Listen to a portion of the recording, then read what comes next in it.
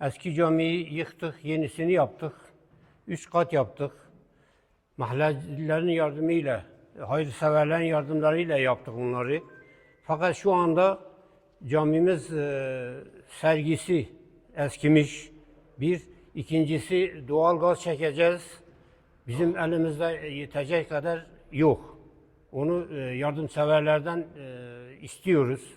Taziye evimizin sergisi de gitmiş, onu da tazeleyeceğiz.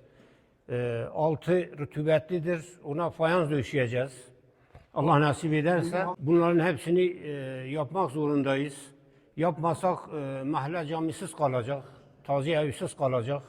Onun için yardımseverlerin yardımını bekliyoruz. Allah herkesten razı olsun. Bize yardım edenlerden, etmeyenlerden de Allah razı olsun. Akarsu Camisi. Sabancı karşısında. Eski camiyi yıktık, yenisini yaptık. Bu takriben 10 sene önce yenisini yaptık.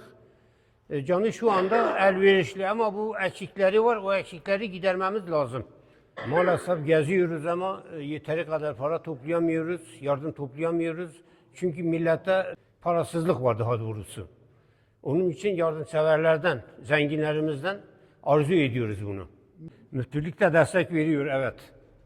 حالا ما حالا که جلای زنگینی نه فقیره ام هستی که در و یه زنگین یه اصناف yardım ekiden ama biz getirdik o seyi ve binin cihet taziye bana خودی هیچ تا تازه inşaata hatta mi inşaatı خلاص diken hibete para lazım para ji yardımsever neden ama am neşikrken ancak yardımsever ye hasb ketin ye hasb ke خودی ji razı bitin yardım ekiden ama biz getirdik o seyi ve binin cihet taziye sere باشه sere normale ama ammi ruh hısını o hiç kâne ruh hısını o çeline am has kâ ruh hısını o am taze kâ خودی جی روزی به یاردم میکنه خودی یاردم او چی میکنه با دوغال گازی جام دوغال گازی تازه میکشن ما کلونه امی چی کم تید بینه اینشااتی دو امی دوغال گازی میکشن ما پرانی نه یه ترلینی نه حالا نشید او دمیش که او پای گلا پرات چیت خوجه هیبت پرات چیت